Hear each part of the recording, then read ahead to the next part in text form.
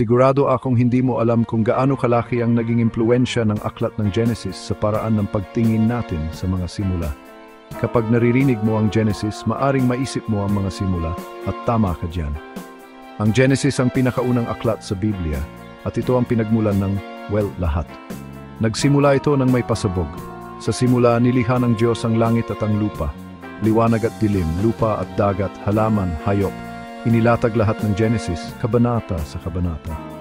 Isang bagay na gusto ko sa Genesis ay kung paano nito sinisiyasat ang malalaking tanong. Bakit tayo narito? Paano nagsimula ang lahat? At ano ang mangyayari kapag nagkamali ang mga tao?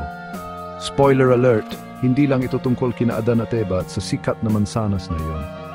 Nandiyan si Noe, gumagawa ng isang higanteng arko sa gitna ng wala dahil may darating na baha. Nandiyan si Abraham, tinawag na iwanan ang lahat ng kanyang alam at magtiwala sa isang pangako na tila imposible. At si Jose, ang daming drama sa pamilya, mga ligaw na panaginip, at isang epikong kwento ng pagbabalik. Ang Genesis ay hindi lang sinaunang kasaysayan. Ito ay koleksyon ng mga kwento tungkol sa mga totoong tao na humaharap sa mga totoong hamon, nagkakamali at naghahanap ng kahulugan. Magulo ito, komplikado at nakakagulat na nakakaugnay kahit ngayon. Kaya, kung curious ka kung saan nagsimula ang lahat o gusto mo lang na magandang kuwento, ang Genesis ang perpektong lugar para magsimula. At sino ang nakakaalam? Maaring makita mo ang isang bahagi ng iyong sariling kuwento sa mga pahina nito.